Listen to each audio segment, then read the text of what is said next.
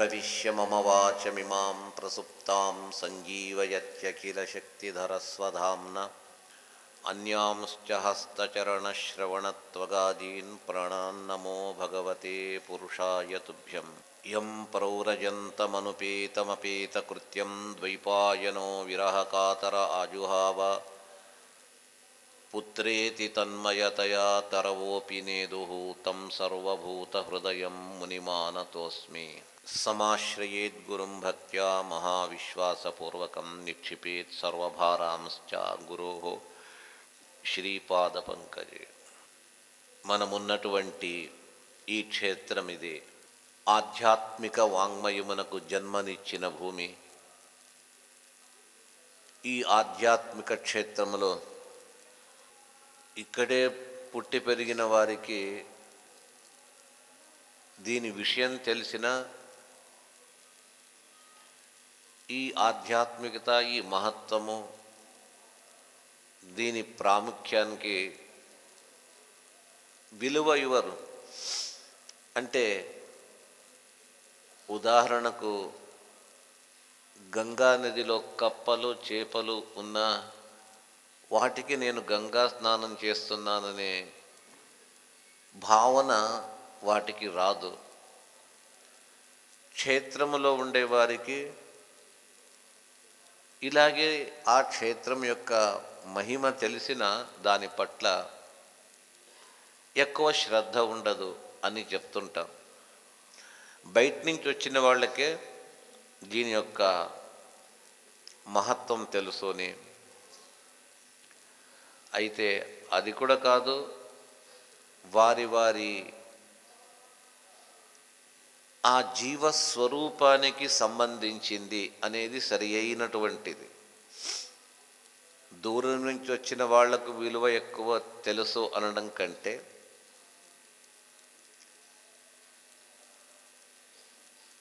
ఈ జీవరాశులలో ఒకరు ఉన్నట్టుగా ఒకరిది ఉండదు. తల్లి కుమారులు కావచ్చు, తండ్రి కుమారులు కావచ్చు, పరస్పర అన్నదమ్ముల్లో కావచ్చు. ఈ పైన వచ్చే దేహములు వస్తూ ఉంటుంది, పోతూ ఉంటుంది. లోపల ఉన్నటువంటి ఆ ఆత్మ ఒకరికొకరికి అతనికి బంధువు అనే వ్యక్తి, ఆప్తుడు, స్నేహితులని ఎవరు ఉండరు. అది సంసారంలో భగవంతుడు వారి వారి రుణానుబంధానుసారంగా ఎక్కడో ఏదో మూలకు ఉండేవారు ఇంకొక మూలకు ఉండేవారిని ఒక చోట కలుపుతారు. కలిపి కాసేపు వారిని ప్రయాణం చేయిస్తాడు భగవంతుడు.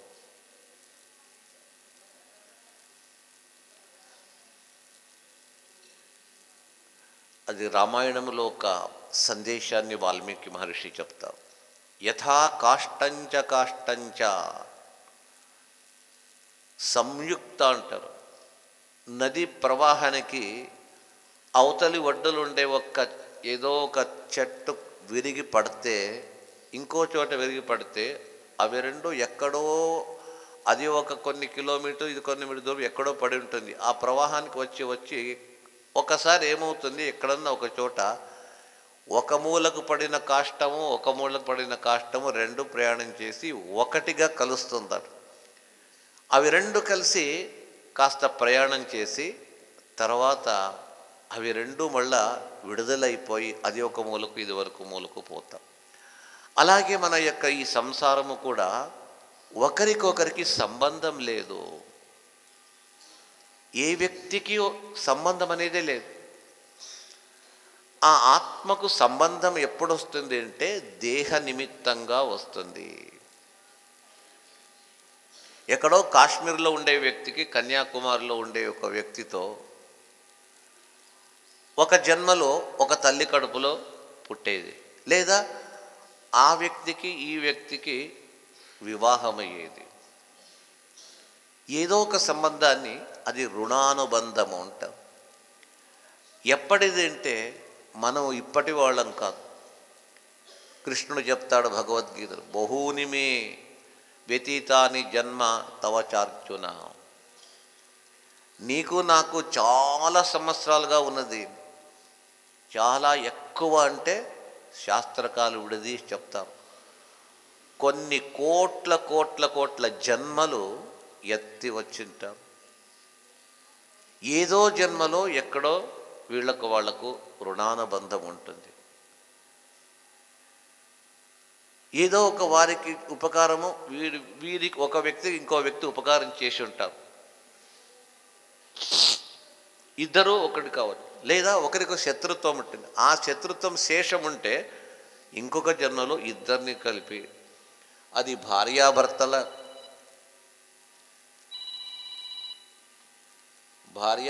రూపంలో కావచ్చు, స్నేహిత రూపంలో కావచ్చు, వ్యాపార భాగస్వామిలో కావచ్చు. ఆ శత్రుత్వ శేషాన్ని మళ్ళా రుణానుబంధ రూపంగా ఒక చోట కలిపి పెడతాడు. తాత్పర్యం ఇంతే, ఈ దేహాన్ని ఆశ్రయించిన ఆ జీవాత్మకు, ఆ జీవానికి ఎవరు బంధువులనేవారే లేరు. దేహాన్ని ధరించిన తర్వాతే అప్పుడు బంధుత్వం ఉంటుంది. నిజంగా వాడు ఒకడే ఒకడు. అయితే ఒక అవిజ్ఞాత సఖ అని చెప్పేసి, అంటే తనవాడే అయినా తాను వారికి తెలియకుండా ఉంటాడు. గుప్తంగా ఒకచోట నివసిస్తూ ఉంటారు. వాడిద్దరూ ఒకటే. ఎప్పటి నుంచో ఇద్దరు కలిసి ప్రయాణం చేస్తున్నారు. తనతో పాటే తన నీడ వలె తనను అనుసరించి ఒకే చోట ఇద్దరు కలిసి ప్రయాణం చేస్తూ ఉన్నా కూడా వీడు నా స్నేహితుడిని గుర్తుపట్టాడు. ఇంకొకడు గుర్తుపడతాడు, అయితే ఒకడు మాత్రం గుర్తుపట్టాడు. ఆ గుర్తుపట్టని ఆత్మ జీవుడే మనము. పట్టలే, మన పక్క ఉన్నాడు, మనం పట్టలేము. అయితే వాడు ఇంకొకడు మమ్మల్ని గుర్తుపడతాడు. అతడే భగవంతుడు, మనము జీవస్వరూపం. ఇలాంటి జీవులకు వారి వారి కర్మానుసారంగా దేహములు ప్రాప్తమవుతుంది. ఈ జీవుడు ఈ దుఃఖ వలయము నుండి ఎప్పుడు తప్పించుకోగలుగుతాడో,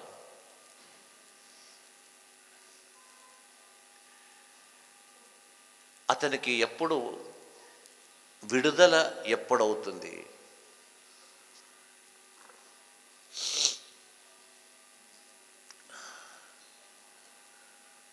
ఎన్ని జన్మలెత్తినా ప్రతి జన్మలో సుఖ దుఃఖము.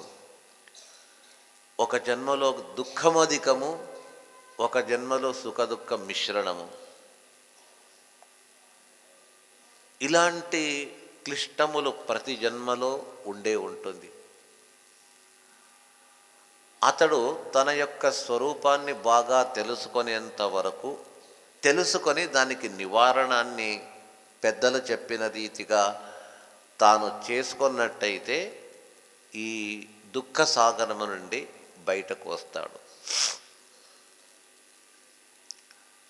తన యొక్క అనాదిగా వచ్చిన ఈ దుఃఖయుక్తమైనటువంటి సాంసారిక జీవనము దానికి అక్కడే సమాప్తి గావించాలా అని అనుకోవడానికి కూడా ప్రయత్నించాడు. ఒకవేళ నాకు కూడా ఈ జీవనము చాలనిపించింది, తిరిగి తిరిగి పుట్టడము, మళ్ళా మరణించడము. శంకరాచార్యులు ఇదే చెప్తారు, పునరపి జననం పునరపి మరణం పునరపి జనని జఠరే శయనం. ఇది సంసార చక్రము, ఇది ఆగేది లేదు.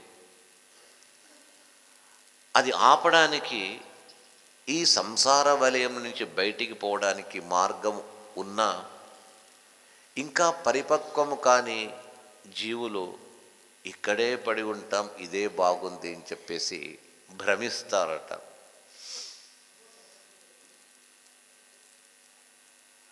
అటువంటి వారి కొరకే వారి లోపల ఉన్నటువంటి ఆ జీవునికి అనాదిగా వచ్చినటువంటి ఈ అజ్ఞాన అన్యథా జ్ఞానములు నిండి ఉంటుంది. అది పరిహారం కావాలంటే తీర్థక్షేత్రములు, దాన ధర్మములు, యాగములు ఎంత చేసినా అంత త్వరగా విముక్తి పొందలేదు. అలాగంటే ఇది వ్యర్థమా అంటే వ్యర్థం కాదు.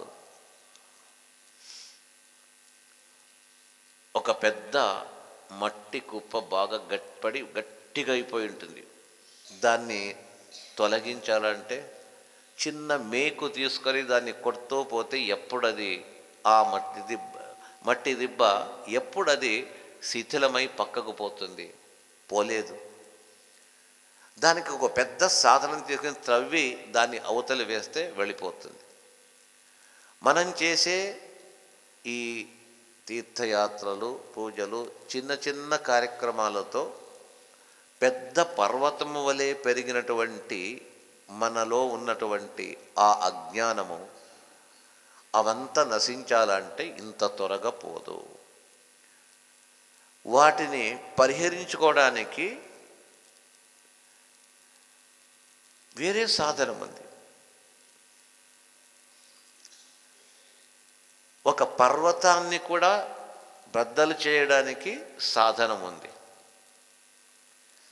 అలాంటి సాధనం ఏదినట్టయితే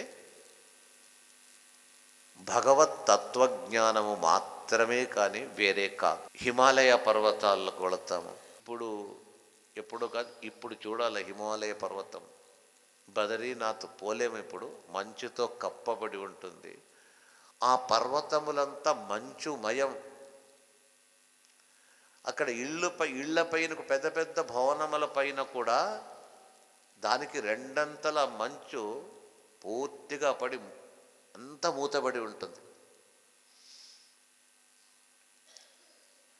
పర్వతం పైన ఎంత పైన అంత మంచు ఉంటుంది. దాన్ని పరిహరించడానికి సాధనమేముంది?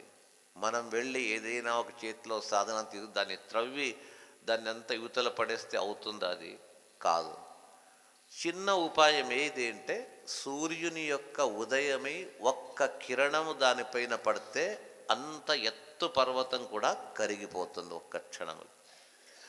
అదేవిధంగా జ్ఞాన సూర్యుడు, ఆ జ్ఞాన భాస్కరుని ఉదయమైతే ఆ జ్ఞాన కిరణముల చేత మన యొక్క పర్వతాకారంగా ఉండే పాప పర్వతాలు, ఆ పాపం వల్ల ఏర్పడినటువంటి అజ్ఞాన పర్వతము, సందేహ పర్వతములు, ఇవంతా కూడా జ్ఞానములనే కిరణం, శాస్త్రజ్ఞానం అనే కిరణముల చేత ఇవంతా కూడా కరిగిపోతుంది.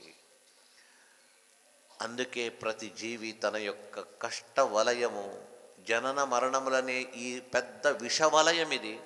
ఈ విషవలయం నుంచి బయటికి పోవడానికి భగవత్ తత్వజ్ఞానము ఒకటే సాధనం.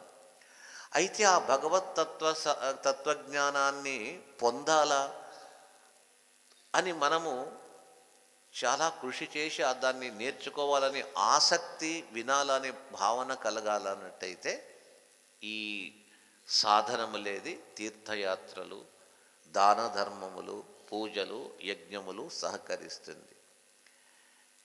కేవలం దీంతోనే సాధిస్తామంటే కాదు, ఇవి సహకారి కారణము అని చెప్పేసి అంటారు.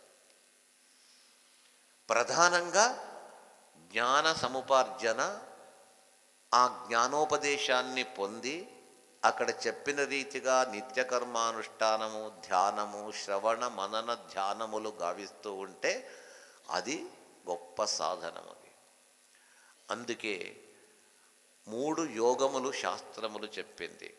ముక్తియోగ్య జీవులకు 3 యోగములు. ఒకటి కర్మయోగము, భక్తి యోగము, జ్ఞానయోగము అని చెప్పేది. పరమాత్మ సాక్షాత్కారం కలగడానికి కావలసింది జ్ఞానభక్తి యోగములు మాత్రమే. కర్మయోగము పనికిరాదా అంటే, కర్మయోగము ఎలిమెంటరీ స్కూల్. అది ఎలిమెంటరీ స్కూల్ చదవకుండా డైరెక్ట్ డిగ్రీకి పోరు కదా, 10th క్లాస్ పోరు కదా. కర్మయోగము కావాల్సిందే. కర్మయోగము లేక అంటే కర్మచే నా యొక్క సాధనము గావించను అని చెప్పేసి ఎవడైనా వదిలిపెడితే వానికి జ్ఞానము లభించదు.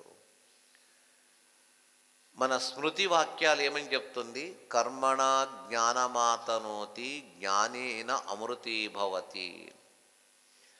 మనము ఆచరించే సత్కర్మ చేతనే జ్ఞానము లభిస్తుంది. ఆ జ్ఞానము చేత మోక్షము కలుగుతుంది. వేదం అదే చెప్తుంది. తమేవం విద్వాన్ అమృత ఇహ భవతి నాన్యః పంథా విద్యతే అయనాయ. ఒక తమేవం పంథాన ఒకే మార్గం. ఏదది అంటే జ్ఞాన మార్గము. ఆ జ్ఞాన మార్గములో ప్రయాణించిన వారు మాత్రమే భగవత్ సాక్షాత్కారాన్ని చేసుకొని ఆ భగవత్ సమీపములోనే ఎప్పుడు అక్కడే ఉండే యోగము లభిస్తుంది. ఆ జ్ఞాన మార్గానికి వెళ్ళాలంటే కూడా దానికి సహకారము కర్మ మార్గము. ఎందుకు అంటే కర్మణ జ్ఞానమాతనోతి, కర్మ చేత జ్ఞానము ప్రాప్తమవుతుంది. అది సత్కర్మ. రాజస తామస కర్మలు కాదు. కర్మయోగ, భక్తి యోగ, జ్ఞాన యోగాల్లో కర్మయోగములో చాలామంది విచారించి కాలు పెట్టారు. ఇప్పుడంతా చెప్పింది ఈ తృతీయ కపిలోపాఖ్యానంలో ఉండే ఒక ఎసెన్స్, సారాన్ని తీసుకొని చెప్తున్నాను. కర్మానుష్ఠానము మన స్వార్థం కొరకు చేసుకున్నట్టయితే ఆ కర్మ ఇంకా తిరిగి తిరిగి మమ్ములను ఈ సంసార చక్రంలో తిప్పుతుంది. నిస్వార్థంగా చేసిన కర్మ భగవంతుని దగ్గర తీసుకెళుతుంది. అందుకే భగవద్గీతలో ఏం చెప్తాడు? నీవు కర్మను ఆచరించు, కర్మ ఫలాన్ని కోరుకోవద్దు అని చెప్పేసి అడుగుతున్నారు. మా ఫలేషు కదాచన. నీ పాలిటి కర్మ చేసేది నీ కర్తవ్యం. అది అర్జునుడు నేను యుద్ధము చేయను అంటే ఎందుకు చేయవు? నీవు చేయిస్తాను నీతో. అది నీ కర్తవ్యం. కర్తవ్యము వేరే, మన స్వార్థం కొరకు కోరుకునేది వేరే. మాకు ఇది కావాలా అది కావాలని చెప్పేసి ఏదో 100 కర్మలను ఆచరిస్తాము. అదేమన్నా పుణ్యమనే అకౌంట్కు భగవంతుడు సంతోషపడే అకౌంట్లో పడుతుందా? పడదు. మన కొరకే అది. మనమే మన కొరకు చేసుకుంటున్నాం. అది ఎన్ని కోటి జన్మలు చేసినా దానివల్ల తిరిగి తిరిగి సంసారానికి వస్తారే కానీ మనకు అది ఉపయోగపడదు. చేసిన ఆ కర్మ కూడా భగవత్ ప్రీత్యర్థంగా చేసినట్టయితే అది మనకు భగవంతుడు సంతోషపడితే కిమలభ్యం భగవతి ప్రసన్నే శ్రీనికేతని. ఆ ప్రసన్నుడైన శ్రీనివాసుడు శ్రీనికేతనాను, నికేతన అంటే ఇల్లు, నివసించుట, లక్ష్మీ నివాసుడైనటువంటి ఆ భగవంతుడు సంతుష్టుడవుతే మనకు దేనికి కొరత చెప్పండి? అతనికి సంతోషం కలిగించేటట్టుగా కర్మను చేయాలి. కానీ మా కొరకు ఈసారి ఎలక్షన్స్లో ఎంతైనా కానీ నన్ను గెలిపించు స్వామి, నీకు 10 కోట్లైనా 20 కోట్లైనా ఖర్చు పెట్టి యజ్ఞం చేస్తాను ఇది భగవంతునికి సంతోషమా? ఇలాంటిది భగవంతుడు చూస్తాడు. వీడు నన్ను కోరుకోవటం లేదు, వీనికి కావలసింది భౌతిక సుఖాలు. భౌతిక సుఖాలకు నన్ను వాడుకుంటున్నాడు, అంతేకాని నా కొరకు చేయటం లేదు అని వాణ్ణి అంతంతే తిప్పిస్తాడు. కానీ అతనికి పూర్తిగా ఏ ఒక సౌఖ్యాన్ని కలిగించాడు. అందుకే కృష్ణుడు ఏమంటాడు? కర్మణ్యేవాధికారస్తు మా ఫలేషు కదాచ. నీవు జీవుడవు, నేను ఈశుడను, నీకు కర్మ నీతో చేయించి ఆ కర్మ ద్వారా నీకు అనుగ్రహించాలనుకున్నాను. ఫలాన్ని కోరుకునే హక్కు నీకు లేదు, ఇచ్చే హక్కు నాకుంది. నీవు 10 రూపాయలు అడుగుతావా? నేను నీకు 1000 రూపాయలు ఇవ్వాలనుకుంటున్నాను, ఎందుకు 10 రూపాయలు అడుగుతావు? 1 రూపాయి కూడా అడగకుండా నీ పని చేయి. నీకెంత కావాలో నాకు తెలుసు, ఏమి ఇవ్వాలో నాకు తెలుసు, ఎప్పుడు ఇవ్వాలో నాకు తెలుసు. కర్మయోగం మంచి యోగమే అయినప్పటికీ కూడా దాన్ని మనము సరి అయిన రీతిలో ఉపయోగించుకోవటం లేదు. అదే కర్మను చేసే ప్రతి ఒక్కటి నీ ఎందుకు చేస్తున్నావంటే భగవంతుడు సంతుష్టుడైతే చాలు అనే భావన ఉన్నవారిని పరమాత్ముడు ఆశీర్వదిస్తాడు. బలిచక్రవర్తి యొక్క జీవనములో ఒక సంఘటన చూస్తే, దేవతలను మర్దించి కొట్టి తరిమారు. స్వర్గలోకంలో ఇంద్రాది దేవతలు లేరు, యుద్ధానికి వచ్చాడు. ఆ స్వర్గం బయట దైత్య సైన్యము శంఖధ్వని శంఖనాదం చేస్తూ ఉండగా ఆ ధ్వని విన్న ఇంద్రుడు భయపడి తన గురువైన బృహస్పతిని అడిగేటప్పటికీ బృహస్పతి ఒకటే చెప్పారు, ఏం చేయాలో చెప్పండి, వాళ్ళతో యుద్ధానికి వెళుతామా అంటే వద్దు. ఏం చేయమంటారు?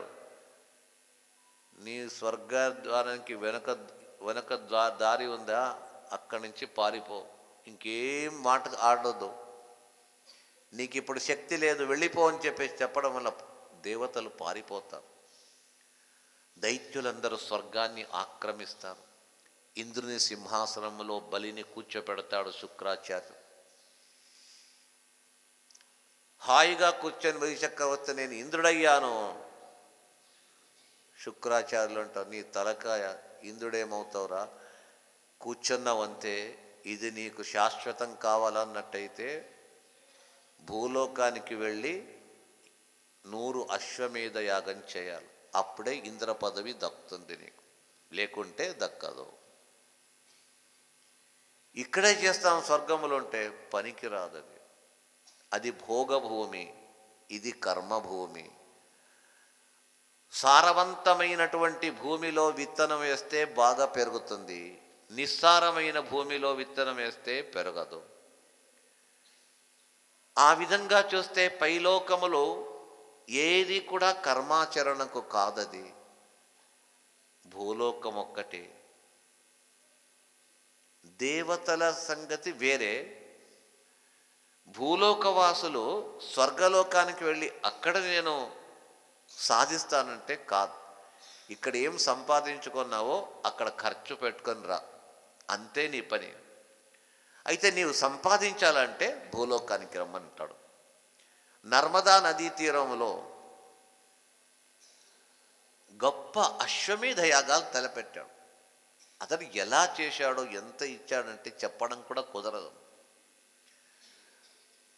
ఆ యజ్ఞానికి ఖర్చు పెట్టిన డబ్బు, యజ్ఞశాల, ఋత్విజలకు కావలసిన భోజనము, వాళ్ళకి సంభావన అంతా ఎంత ఇచ్చాడు. మనమేం చేస్తే బ్యాంకులో కొద్దిగా పెట్టింటాము, చెక్ రూపంగా ఇవ్వచ్చు, ఫోన్ పేమెంట్ చేస్తాము, లేదా ఇంట్లో ఒక సూట్ కేసులో డబ్బు పెట్టింటాం, అల్మరలో పెట్టింటాం. బలిచక్రవర్తికి సరిపోదని ఆ నర్మదా తీరంలో పెద్ద ఒక యజ్ఞశాల, గదులు చేసి అవి పట్టక బయల్లో తాను సంపాదించి తెచ్చినటువంటి ధనము రాసి వేశాడు. ధనం అంటే నోట్లు కాదు, ఏదో మెటిల్స్తో చేసినటువంటి కాయిన్స్ కాదు, బంగారు నాణ్యములు. ఒక్కొక్క బంగారు నాణ్యము అది ఎంత అంటే ఒక్కొక్కటి తక్కువ అంటే 100 గ్రాముల బంగారు నాణ్యం. అది బయల్లో 6 బయలు వేసేసాడు. ఒక పర్వతాకారంగా నాణ్యములు, ముత్యములు, వజ్రములు వేశారు. ఎవరెవరికి ఎంత అన్నట్టయితే తన చేత్తో ఇచ్చి, నేను తక్కువ ఇస్తున్నానేమో మీరే తీసుకోండి, ఇది అయిపోతే వేరే తెస్తాను మళ్ళీ నేను అని చెప్పేసి అంత దానములు, ధర్మములు, వంటలు అంత చేయించాం. 99 అయింది, 100వ యాగం చేయాలా. ఆ చివరి భాగంలో వామనుడు వచ్చి దాన్ని ఆపడానికి వస్తాడని కథ విందాం. 3 అడుగుల భూమిని అడిగాడు, ఇవ్వలేదు, బంధించాడు, శిక్షిస్తున్నాడు. కట్టేయండి వీడిని, పాశం లేచి కట్టేయండి వీడిని అని చెప్పేసి కట్టేసినారు. బలిచక్రవర్తి పరివారం వచ్చేసి ఇతని పైన, విష్ణు సైన్యం పైన, వామనుని సైన్యం పైన యుద్ధానికి ఎవడితే ఆ దేవతలు ఒక్కొక్కడు వాళ్ళ ఆ బలిచక్రవర్తి సైనికుల యొక్క చేతులు కాళ్ళు విరిచి పడేశారు. బలి అంటాడు, ఒరే సైనికులారా, దైత్య బాలకులారా, మీరు సాహసించిద్దండి. ఈరోజు భగవంతుడు, ఈ సమయము మాకు భగవంతుడు దూరమయ్యాడు. అతడు దూరంగా ఉంటే మనం ఏమీ చేయలేము, తల వంచుకొని ఉండండి అంటాడు. విష్ణువు అతన్ని బంధించి, ఇవ్వు నీవు. సరే ఏమి ఇవ్వస్తాను స్వామి, ఏమీ ఇవ్వలేను, పాతాళానికి తొక్కాడు. తర్వాత వరం అడుక్కో అంటాడు. ఏ వరం కావాలను? ఆశ్చర్యం అవుతుంది. ఒక అసుర కులంలో పుట్టినటువంటి ఆ వ్యక్తి బలిచక్రవర్తి విష్ణువుని అడుగుతాడు, నిజంగా నేను చేసినటువంటి యాగములు నీకు నచ్చిందా స్వామి అని అడుగుతాడు. స్వామి చిరునవ్వుతో నిలబడి ఉంటాడంతే, సమాధానం చెప్పాడు.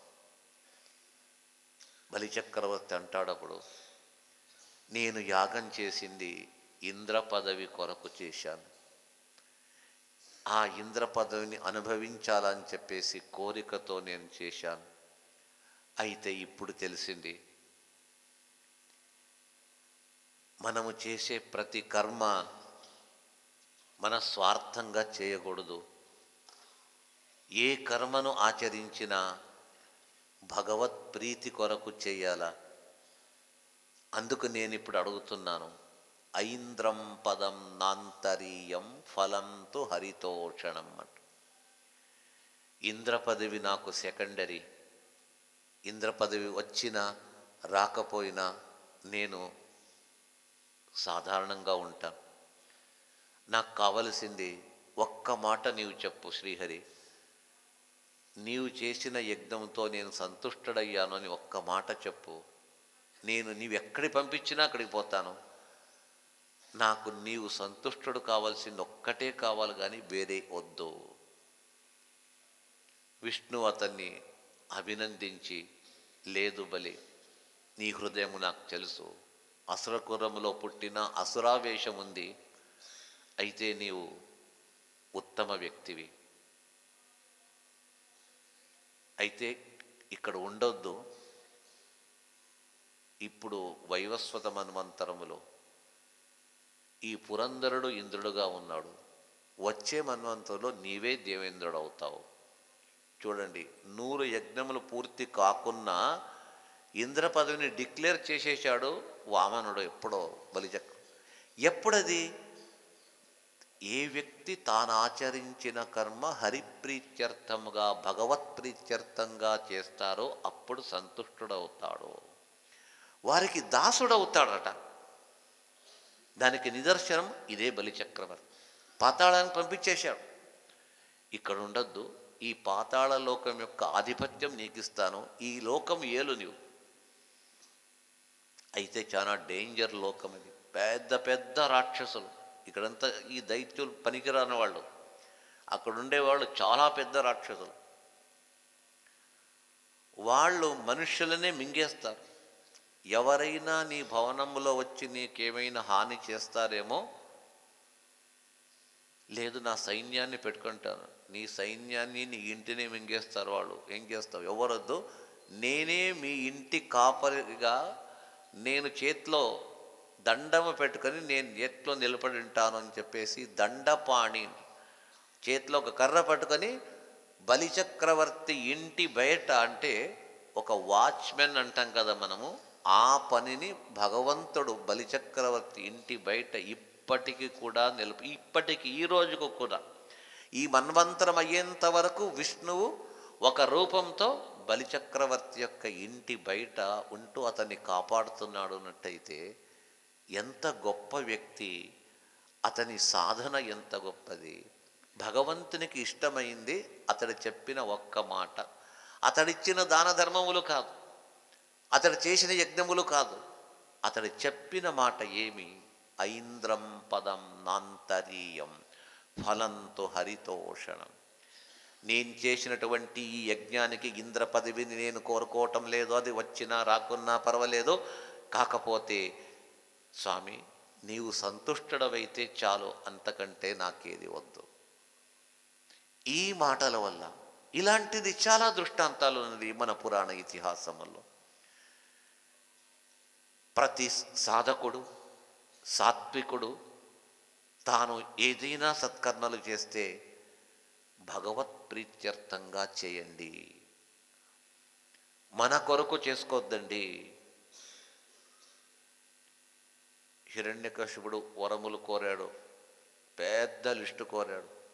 మనము హిరణ్యకశిపుని పరివారం అవుతున్నాం. ఒక పూజ చేస్తే 40 మంది పేర్లు చదువుతాం. అందరికి దానికి కావాల్సింది మన పరివారానికి, మన వారు అందరికీ నీవు మంచిది చేకూర్చు, ఇంత చాలు. అన్నిటికంటే సంకల్పంలో ఏం చెప్తారు, ఏ కర్మ చేసినా శ్రీకృష్ణాష్టమి రోజు కృష్ణాష్టమి రోజు శ్రీకృష్ణుని పూజ చేస్తాం. అప్పుడేం చేస్తాం, సంకల్పంలో సింపుల్గా చెప్పవచ్చు. సంకల్పం చెప్పుకొని శ్రీ గోపాలకృష్ణ ప్రేరణయ శ్రీ గోపాలకృష్ణ స్వామి ప్రీత్యర్థం కృష్ణాష్టమి వ్రత పూజనం కరిష్యే, ఇంత చెప్తే చాలు. గోపాలకృష్ణ ప్రీత్యర్థం, శ్రీరాముని పూజ చేసినప్పుడు శ్రీరామచంద్ర ప్రీత్యర్థం, అతని ప్రీతి కొరకు, అతడు సంతుష్టుడయ్యే కొరకు ఈ పూజ చేస్తున్నాను, అంత చెప్పండి చాలు, మిగతా నేను చూసుకుంటానని స్వామి చెప్తాడు. ఇలాంటి కర్మ మార్గము మంచిది అయినప్పటికీ ఆ కర్మను మనము సరి అయిన విధానములో నడుపుటలేదు. సరి అయిన విధానములో సత్కర్మలు ఆచరించిన వ్యక్తికి ఎప్పుడు మనశ్శుద్ధి ఉంటుంది, జ్ఞాన సముపార్జన, అలాగే వారికి మంచి దివ్యమైనటువంటి జ్ఞానము కూడా లభిస్తుంది. కర్మ మార్గము మొదటి మెట్టయితే తర్వాత జ్ఞానము, తర్వాత భక్తి. భక్తి రెండవది, మూడవది జ్ఞానం. అంటే ఏదైనా అనని పర్వాలేదు. అయితే జ్ఞానం మాత్రం ఉండి భక్తి లేదు అన్నట్టయితే కూడా ఇంకా మనకు విలంబం అవుతుంది. జ్ఞానమే మన భగవంతుడు సంతోషపడేది అయినా భక్తి అనేది లేదు అన్నట్టయితే ఆ జ్ఞానం అనే కమల పుష్పము వికసించదు. పుష్పము వికసిస్తే పూజకు బాగుంటుంది, మొగ్గ వలె ఉన్నట్టయితే అంత బాగుండదు. జ్ఞానము వికాసం పొందాలన్నట్టయితే ఆ జ్ఞానానికి భక్తి అనే సూర్యుని యొక్క రశ్మి కిరణములు పడాలి. భక్తిచే వికసిస్తుంది. మన యొక్క హృదయములో ఉండే హృదయ కమలము కూడా వికసించడానికి భక్తి ప్రధాన కారణం. ఒక గొప్ప జ్ఞానిగా ఉండి జ్ఞానాన్ని బాగా తెలిసి ఆ జ్ఞాన సహకారము చేత భగవంతుణ్ణి సంతోషపరచకపోతే ఆ జ్ఞానం ఉండి కూడా లాభం లేదు. ఆ జ్ఞానము దానికి భక్తి తోడైనట్టయితే మాత్రము అప్పుడు భగవంతుని సంతోషపరచడానికి సాధ్యమవుతుంది. అందుకే భారతము, ఇతర పురాణాలు, గరుడ పురాణము చెప్తుంది ఏమని? భక్త్యైవ తుష్టిమభ్యేతి విష్ణుర్నాణ్యేన కేనచిత్. వైకుంఠపతి అయిన మోక్షాన్నిచ్చే ఆ శ్రీహరి శ్రీమన్నారాయణుడు భక్త్యైవ తుష్టిమభ్యేతి, కేవలం భక్తి చేతనే సంతోషపడతాడు. భక్త్యైవ తుష్టిమభ్యేతి విష్ణు నాణ్యేన, వేరే సాధనంతో కాదు.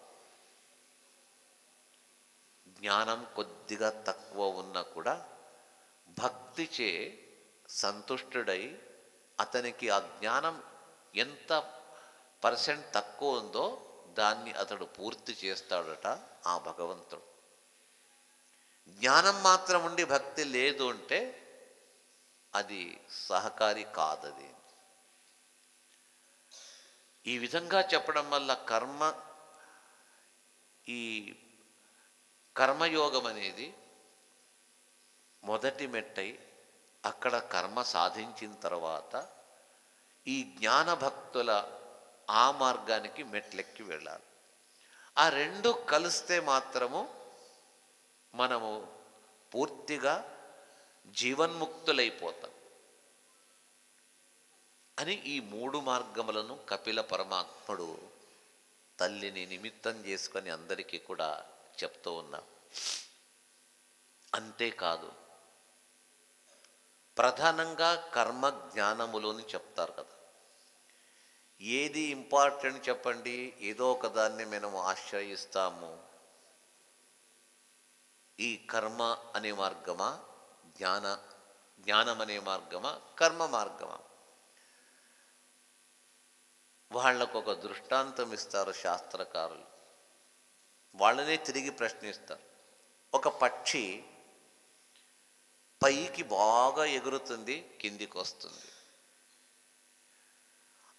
బాగా పైకి ఎగిరే పక్షికి మనం వెళ్ళలేము, ఆ పక్షి పైకి వెళుతుంది. వెళ్ళడానికి దానికి ఆ శక్తి దేనివల్ల వచ్చింది అంటే 2 రెక్కలు భగవంతుడిచ్చాడు. ఆ 2 రెక్కల సహకారంచే పైకి ఎగురుతుంది అంటే ఎందుకు ఒక రెక్కతో ఎగరలేదా? ఏది ఇంపార్టెంట్ రెక్క చెప్పండి? కుడివైపు శ్రేష్టమా, ఎడం వైపు రెక్క మంచిదా అని ఒక రెక్క దాన్ని కత్తిరిస్తే అప్పుడు ఆ పక్షి పైకి ఎగురుతుందా? ఎగరలేదు. అంటే రెండిటి సహకారంతో ఎగిరేటప్పుడు ఒక్క రెక్కను తీసినా పైకి ఎగరలేదు. అదేవిధంగా ఈ జీవాత్మలనే పక్షులు కూడా పైకి ఎగరాల, ఆ పైనుండే భగవంతుని పాదములను ఆశ్రయించాలన్నట్టయితే వారికి కూడా 2 రెక్కలు కావాలి. అది కర్మ మార్గము, జ్ఞాన మార్గం అనే 2 రెక్కలు. ఈ 2 రెక్కల సహకారము చేత ఈ జీవుడు కూడా గమ్యస్థానాన్ని చేరుకుంటాడు అని కర్మ, జ్ఞాన, భక్తి అనే ఈ మార్గములు 3 కూడా జీవుల యొక్క స్వరూపము వికసిస్తుంది. ఆ జీవస్వరూపాన్ని వికసించి పరమాత్ముడు అతన్ని తన యొక్క సమీపములో తాన్ని చేర్చుకుంటాడు అని ప్రతి ఒక్క జీవికి ఇది అత్యవసరము. ఈ ఒక త్రివిధ మార్గములు, త్రివిధ యోగములను బాగా అర్థం చేసుకొని ఆ మార్గములో, త్రివిధ యోగముల మార్గములో సంచరించినటువంటి జీవికి భూలోకములో ఉన్నా కూడా అతడు మోక్షములో ఉన్నట్టుగానే, అది లేనివాడు స్వర్గలోకానికి వెళ్ళినా అతడు నరకలోకములో ఉన్నట్టుగా ఉంటాడు. ఎందరో మహనీయులు భగవద్గీతలో చెప్పిన జ్ఞాన కర్మయోగములను అనుష్ఠానం చేసినటువంటి వారు. సనకాదులు జ్ఞాన మార్గములో కర్మణైవ హి సంసిద్ధిం ఆత్మిత జనకాదయ అని జనకాదులు కర్మ మార్గంలో వెళ్ళిన వారు. అంటే ఎంత కర్మ మార్గములో వెళ్ళినా జ్ఞానాన్ని సముపార్జించే కర్మకు వెళతారు అని చెప్పేసి సిద్ధిని పొందారు. అయితే వారు జీవన్ముక్తులు. ఇంకా సంసారావస్థలో ఉన్నప్పుడు కూడా ఉండిన పుష్కర పలాశ ఆపో నశ్లిష్యతే, తామరాకు నీటిలో ఉన్న నీటి సంబంధం దానికి ఉండదు ఎలాగో జనక మహారాజు వంటి వ్యక్తులు అవధూతలు. వారు ఈ భక్తి జ్ఞాన కర్మ మార్గములను బాగా క్షుణ్ణంగా ఈ మార్గంలో తిరిగి కర్మ మార్గములో ఒక ప్రత్యేక స్థానాన్ని పొందినటువంటి వారు. ఒక్క మాటలో చెప్పాలంటే ఒక అవధూత కంటే గొప్ప వ్యక్తి జనక మహారాజు. గంగా తీరంలో శుక మహర్షి భాగవత కథ చెప్తాడు. పరీక్షితుకు చెప్పేటప్పుడు కాదు, ఇది చాలా అతి పూర్వం జనక మహారాజు కాలంలో పర్ణశాల వేసి ఎందరో ఋషులు మునులందరూ ఉన్నారు. జనక మహారాజు ఉన్నారట. శుక మహర్షి చెప్తుండగా ఆ నదీ తీరంలో ఉండే పర్ణశాల కొద్దిగా అంటుకున్నది, నిప్పు అంటుకున్నది. అక్కడ కూర్చున్న చాలామంది భయపడి నిప్పు అంటుకొని అందరు పారిపోయినారు. అరిచారు గట్టిగా, లేచి రండి, బయటికి రండి అని చెప్పేసి. అయితే ఆ భాగవత కథా సముద్రంలో మునిగినటువంటి జనక మహారాజు చెప్పే శుక మహర్షికి ఎంతమంది కూర్చున్నారో, ఎవరు మాట్లాడుతున్నారో, ఎవరు తింటున్నారో, ఎవరు నిద్రపోతున్నారో వాళ్ళకి ఏమీ తెలియక ఈ భాగవత కథ అనే అమృత సముద్రంలో మునిగిపోయి ఆ పర్ణశాలకు నిప్పంటుకున్నది, వీళ్ళు ఆహాకారములు చేస్తూ జనాలు అరిచేది ఏదీ తెలియదట. ఆ నిప్పు ఎంతవరకు అంటుకోవాలో అంటుకొని శాంతమైపోయింది. తర్వాత లేచి చూసిన తర్వాత ఇదంతా ఏం జరిగింది, ఎక్కడైంది, అందరు ఎక్కడ పోయారంటే తర్వాత చూస్తున్నారు. అంటే వారు భూలోకములో ఉన్నను కూడా, వారు ఈ సంసారములో ఉన్నా కూడా సంసార అతీతులుగా ఉన్నారు. అలాంటి స్థితిని పొందినారు అన్నట్టయితే వారి యొక్క దివ్య తపస్సు, ఆ సాధన శక్తి ఎంత గొప్పది. మనం అంత ఉత్తమ మట్టానికి వెళ్ళలేకపోయినా మన యోగ్యతకు ఎంత సాధ్యమవుతుందో అంత సాధ్యాన్ని మనము సాధనను అంత గావించాలా అని త్రివిధ యోగములను గురించి కర్మయోగ, జ్ఞాన, భక్తి యోగములను చాలా చక్కగా కపిల మహర్షి తమ తల్లికి తాను ఉపదేశం చేశాడని చెప్పేసి ఏకాంత భక్తులు అని ఉంటారు. ఈ భాగవతంలో 2-3 సందర్భాల్లో చెప్పారు. ఇక్కడ కూడా చెప్తారు. ఏకాంత భక్తులు అంటే అర్థమేమి? మన వాడుక భాషలో ఏకాంత భక్తులు అంటే ఒకే ఒక వ్యక్తి మాత్రమే, ఎవ్వరు లేకుండా వాళ్ళతో ఉండడం ఏకాంతమని అంటారు. అది కాదు. ఇది ఏకాంత అనే శబ్దమునకు ఆ అర్థము ఇక్కడ కాదు. ఏకాంత భక్తులు అది భాగవత ఏకాదశ స్కందం 11వ స్కందం అంతా తత్వమయమని, కథనే లేదు. చాలా అది ఎక్కువ జ్ఞాన సంపద లేని వారు, అర్థం చేసుకోవడానికి శక్తి లేని వారికి డ్రై సబ్జెక్టు. అయితే చాలా ఉత్తమ తత్వముల భాగవత 11వ ఏకాదశ స్కందం అనేది. భక్తులు చాలా రకములు, ప్రధానంగా 3 రకాలని చెప్పేస్తూ ఉత్తమ భక్తులు, మధ్యమ భక్తులు, అధమ భక్తులు అని చెప్పేసి ఉన్నారని. ఉత్తమోత్తమ భక్తులైన వారు ఎలాగంటే ఏకాంత భక్తులు ఉంటారు. ఆ ఏకాంత భక్తులు ఏదీ అడగరు. వాళ్ళు చేసేది ఒక సాధన అనుష్ఠానం ఒక్కటే తప్పితే ఏమీ అడగరు. ఎవరు వారుంటే చతుర్ముఖ బ్రహ్మ, హనుమంతుడు, సనకాది పరమహంసలు, పరమ భాగవతోత్తములు అంటారు. వాళ్ళు భాగవతోత్తములు ఒకడు, పరమ భాగవతోత్తములు.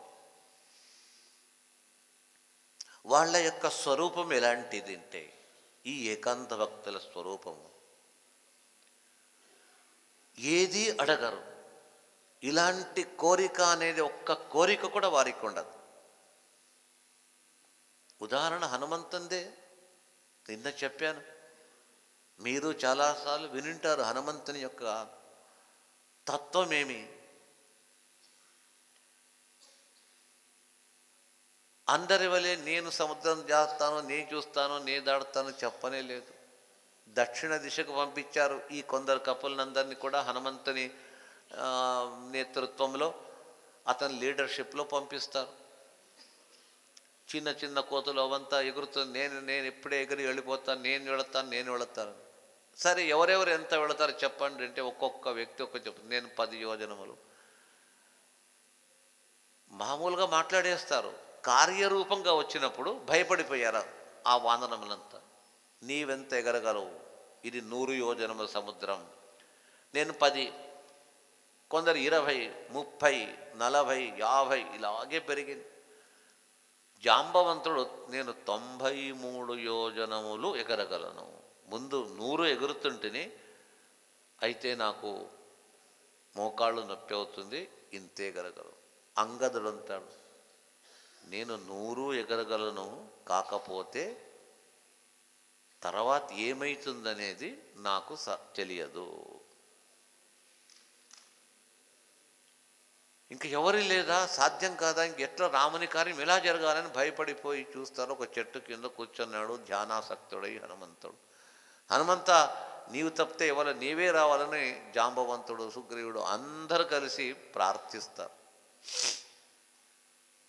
అని ఆ శ్రీరాముని నమస్కరించి నీవు ఎంత ఎగరగలుగుతావు, రాముని అనుగ్రహం ఉంటే పూర్తిగా వెళ్ళి సీతను సముద్రం దాటి చూచి తిరిగి మళ్ళీ వాపస్ రాగలుగుతాను, అది రాముని అనుగ్రహం ఉంటే.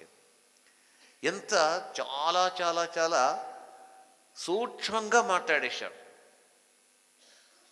ఈ సాహస కార్యాన్ని చేస్తాడని తెలిసే రాముడు తన అంగుళీయాన్ని అంతమంది కపిశ్రేష్ఠులున్నా కూడా సుగ్రీవుని అంగదుని పిలువక హనుమంతుని పిలిచి అతని చేతిలో పెట్టి ఈ ఆనవాలు ఇది సీతాదేవికి ఇచ్చిరమ్మని చెప్పేసి, సర్వజ్ఞుడైన రాముడు హనుమంతునికి ఎందుకు ఇస్తాడు అంటే హనుమంతుని స్వరూపం తెలుసు.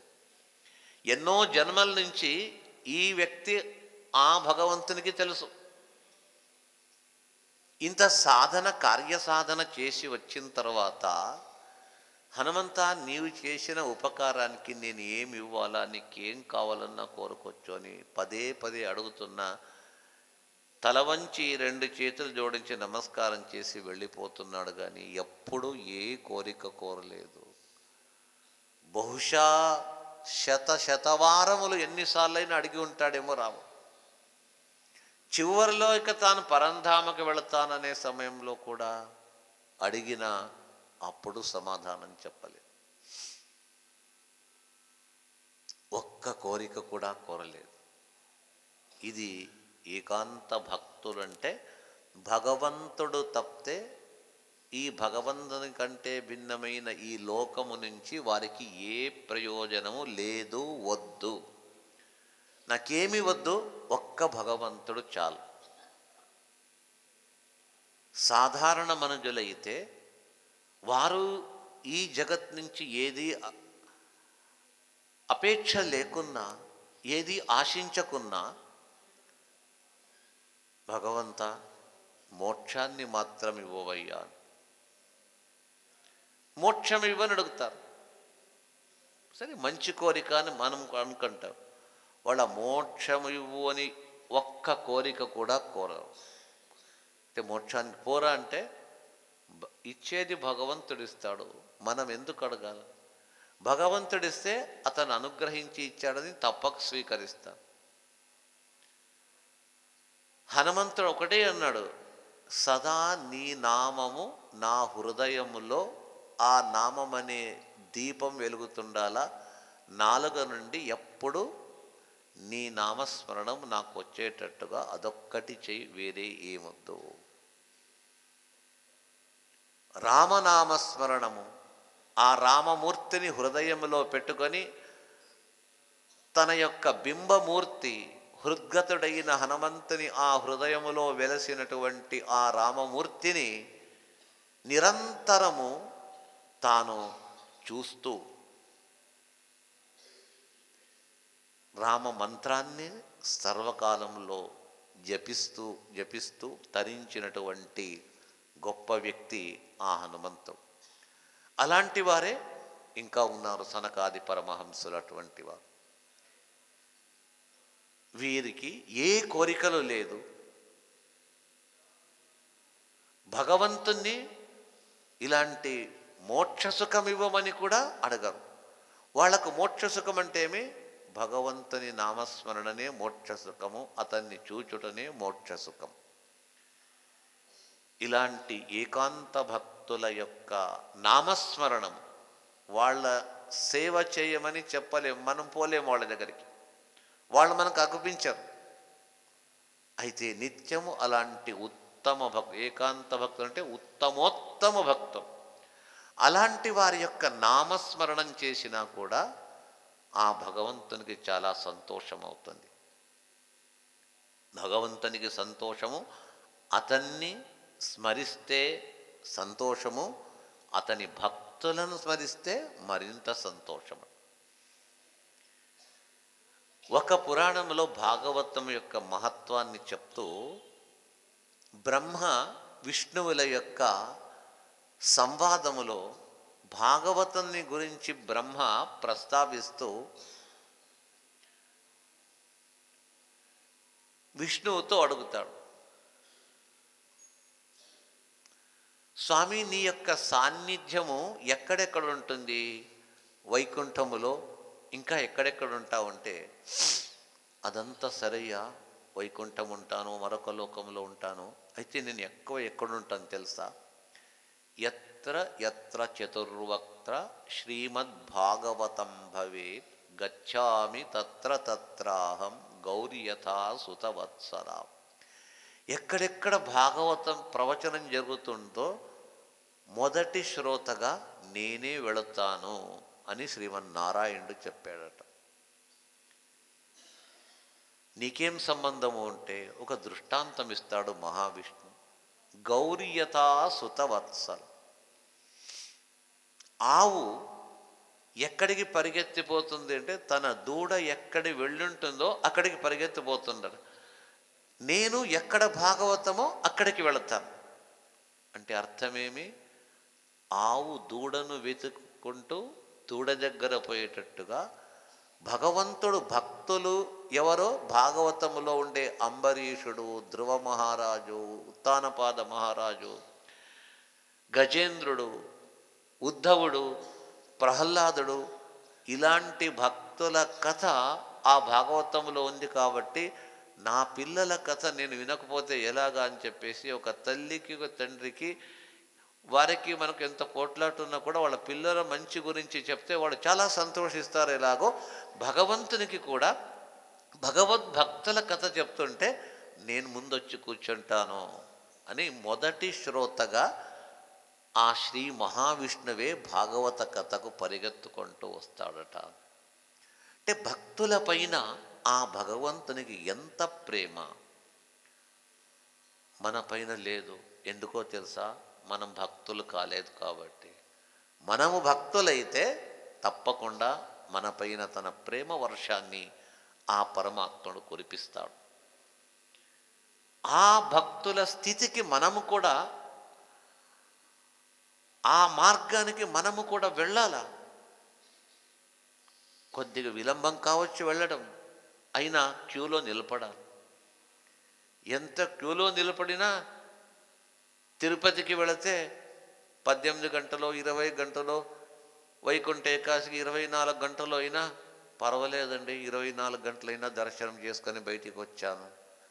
అలాగా భక్తుల మార్గంలో క్యూలో వెళ్ళడానికి మనము కూడా ప్రయత్నించి సాధన గావిస్తే మనము ఒకరోజు కాదు ఇంకో రోజైనా, ఒక జన్మ కాదు ఇంకో జన్మకైనా మనము కూడా ఆ వరుసలో హనుమంతుడు, సనకాది పరమహంసలు, గొప్ప గొప్ప మహనీయులు, సప్తఋషులు వాళ్ళు వెళ్ళే మార్గంలో మనం కూడా మన శక్తి అనుసారంగా మనం కూడా ముందుకు వెళ్ళవచ్చు. మనం భగవంతునికి కావాల్సింది దానం చేసేవాళ్ళు కాకూడదు, దానులు కాకూడదు, భక్తులు కావాలా అని చెప్పేది. ఆ భక్తుల్లో జ్ఞాన విశిష్ట భక్తులు, జ్ఞానము లేనటువంటి భక్తులు. జ్ఞానముతో కూడిన భక్తులకు టాప్ ప్రయారిటీ, జ్ఞానము లేకుండా ఉండే భక్తునికి ప్రయారిటీ ఇస్తాడు. భగవంతుడు జ్ఞానప్రియుడు. జ్ఞానము గల వారిని ఎక్కువగా ఆదరిస్తాడు. అంటే భగవద్ జ్ఞానాన్ని పొందిన వ్యక్తులే మోక్షానికి అర్హులు. కాబట్టి ఇప్పుడు జ్ఞానము లేకున్నా భక్తి బాగా ఉన్నట్టయితే ఆ భక్తిచే జ్ఞానము లభిస్తుంది, పెంచుకోవచ్చు, పెరగవచ్చు. మొత్తానికి భక్తుల వరసలో మనము కూడా ప్రయాణించాల. పరమాత్మనికి భక్తులు చాలా ప్రియము. తానే అంటాడు దేవతల చేత, స్వామి వైకుంఠం వదిలి వెంకటాచలానికి ఎందుకు వచ్చాడు శ్రీమన్నారాయణుడు? తానంటాడు భక్తౌగానుగ్రహార్థాయ చక్రే వైకుంఠ, భక్తౌగానుగ్రహార్థాయ త్యక్వా వైకుంఠముత్తమం అంటాడు. నా భక్తులు చాలామంది ఉన్నారు, వాళ్ళందరూ నా దగ్గరికి వైకుంఠానికి రాలేరు, నేనే భక్తుల దగ్గరికి వెళతాను. ఇంత వైకుంఠ లోకాన్ని వదిలి ఇన్ని రోజులు పోతావా అంటే తప్పదు. వైకుంఠం వా పరిత్యక్షే నభక్తాం త్యక్తముత్సగేన్. నాకు వైకుంఠం శాశ్వతంగా వదిలిపెట్టేస్తాను, అయితే నా భక్తులను నేను ఎప్పుడు వదిలిపెట్టను. నాకు కావలసింది నా భక్తులు, నేను వెళుతున్నాను అని చెప్పి బయటికి వచ్చేశాడంట స్వామి. ఎవరి కొరకు? మన కొరకు. వచ్చి ఆ వెంకట పర్వతం యొక్క మూర్ధన్య స్థానంలో వచ్చి దిగి అక్కడ స్థిరపడ్డాడు. ఎంతమంది వస్తారో రండి, ఎప్పుడొచ్చినా రండి, ఎంతమంది వచ్చినా రండి.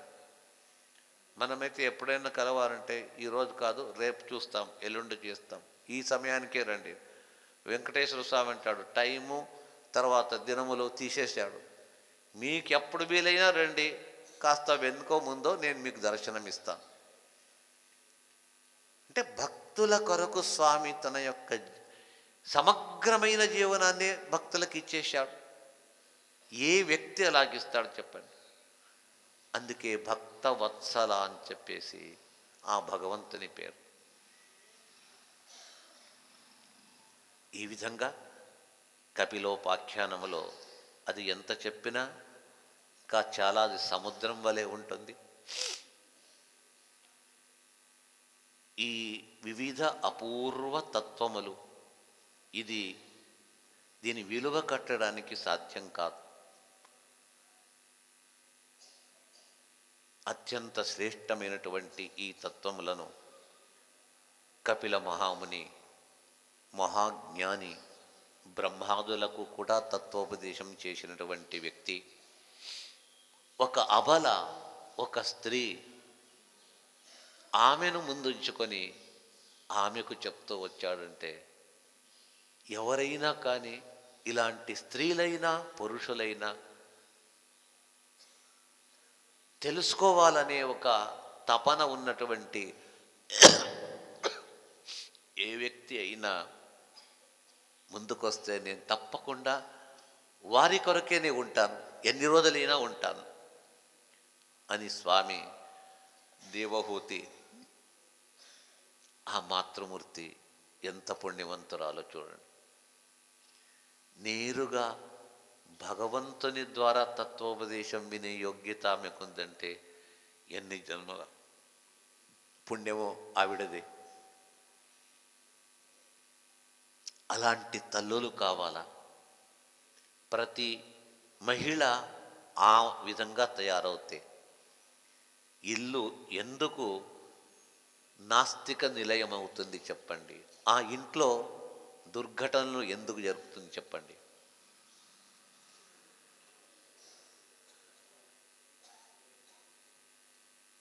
వివేకానంద సిద్ధాంతం ఏం చెప్తాడు?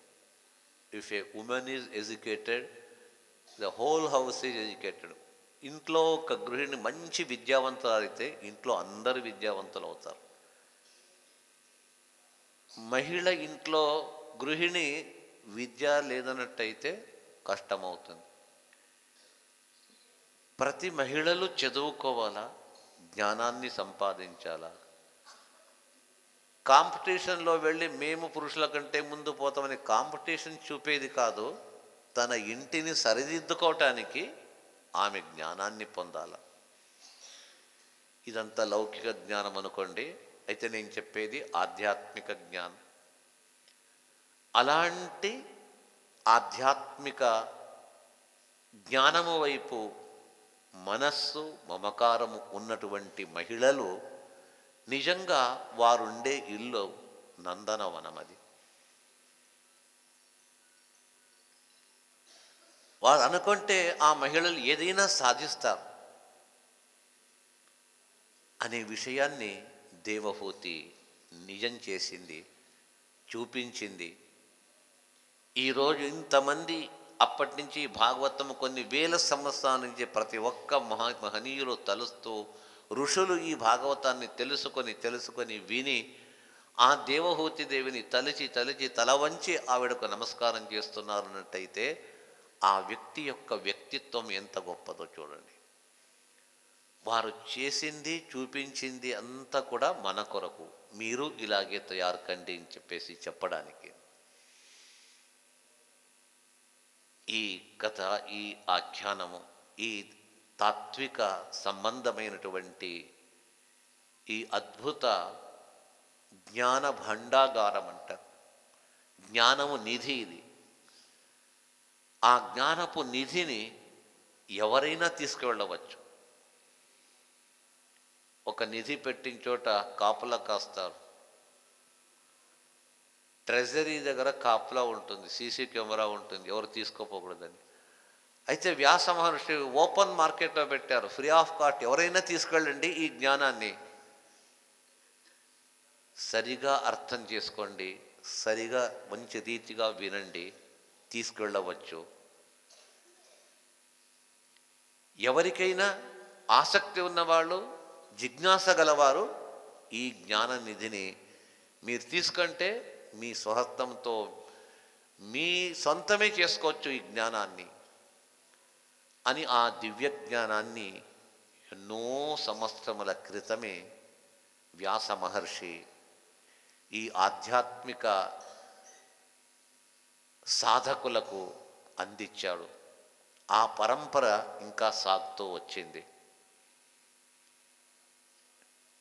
విన్నవారే ధన్యులు అని చెప్పేసి చెప్తూ ఈ కథాభాగాన్ని ఇంతటితో ఈరోజు ముగించి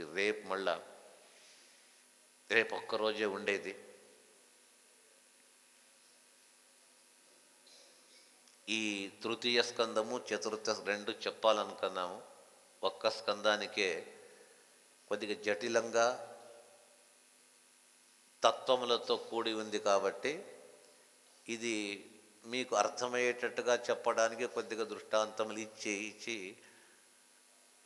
అది పూర్తి ఒక్క స్కందము కంటే దాటి ముందుకు వెళ్ళడానికి సాధ్యం కాలేదు. తర్వాత ఇంకా కొన్ని ముఖ్య అంశములను, భాగవతంలో ఉండే తాత్విక అంశాలను కొన్నిటినంతా కూడా రేపు చెప్పి భాగవతం యొక్క సప్తాహ మంగళ మహోత్సవాన్ని రేపు ఉదయము కొందరు ఊర్లకు వెళ్ళేవాళ్ళు ఉన్నారు. అయినా వీలైన తొందరగా ప్రారంభిస్తాం. యజ్ఞము పూర్ణాహుతి అయిపోయింది కాబట్టి రేపు 9 గంటలకంతా, అంటే 8:30కు వేరే ఏ కార్యక్రమాలు లేదు, 8:30కు పల్లకి ఉత్సవంతో వచ్చేసి మీరు మేళ తాళములతో, కోలాటలతో, నృత్య గీతములతో ఆ భాగవత గ్రంథం అంటే శ్రీకృష్ణుని యొక్క ప్రతిమ, శ్రీకృష్ణుని ఉత్సవమూర్తి భాగవత గ్రంథాన్ని చాలా భక్తిచే, ఆదరముచే, గౌరవము చేత తన్మయము పొంది మీరు నృత్య గీతములతో తెచ్చి ఇక్కడ స్థాపించే వరకు మీరందరూ ఈ 7 రోజులు చాలా బాగా మీ సేవలు అందించారు. రేపు కూడా అందరూ ఇదే విధంగా వచ్చి మళ్ళీ ఎల్లుండి ఈ విధంగా రావాలంటే ఎవరు రాలేరు. మీ ప్రయాణాల్లో మీరున్నారు కాబట్టి రేపటి దినము వీలైన త్వరగా 8:30కు వచ్చి అందరూ ఉన్నవారందరూ కూడా వైభవంగా ఆ భాగవత గ్రంథాన్ని మేళ తాళములచే, కోలాటలచే, నృత్యములచే తీసుకొచ్చి హరినారాయణ సంకీర్తనచే ఈ భాగవతాన్ని స్థాపించి ఆ కథను విని అందరూ కూడా రేపు భాగవతం అయిన తర్వాత ఈ జరిగిన ఇన్ని రోజుల హోమ ప్రసాదము, భాగవతము దీనికి సమర్పించిన వ్యాస భగవానుల ఈ గ్రంథానికి సమర్పించిన అక్షింతలు, హోమ భస్మము, ప్రసాదము ప్రతి ఒక్కరికి వ్యక్తిగా ప్రతి ఒక్కరికి వేరే వేరే విధంగా అందరికీ ఇస్తాము. ప్రతి ఒక్కరూ కూడా ఏమో భజన మండలికి 1, 2 అని చెప్పకుండా అందరికీ విడివిడిగా ప్రతి ఒక్కరికి కూడా ఆ ప్రసాదాన్ని తీసుకొని వెళ్ళాలని చెప్పేసి అందరితో చెప్తూ, మీ యొక్క సాధన, మీ పుణ్యము, మీరు చాలా చక్కగా సాహసం చేసి ఇలాంటి వాతావరణ పరిస్థితుల్లో కూడా ఇక్కడొచ్చి శ్రవణం చేశారు. ఎంతమందికి శ్రవణం చేయాలనే కోరిక ఎట్లుందో వారికి శక్తి అనుసారంగా అందరూ కూడా వచ్చి మీరందరూ కూడా ఇక్కడ భాగం వహించి విన్నారు. అత్యంత పుణ్యదాయకమైనటువంటిది. ఇక రేపు మనం అందరం కలిసి ఈ కార్యక్రమాన్ని ఇక్కడ ముక్తాయించేసి వ్యాస భగవానుల యొక్క చరణారవిందానికి దీన్ని సమర్పిస్తాం. Hare Srinivasa. Like and subscribe Eagle Media Works.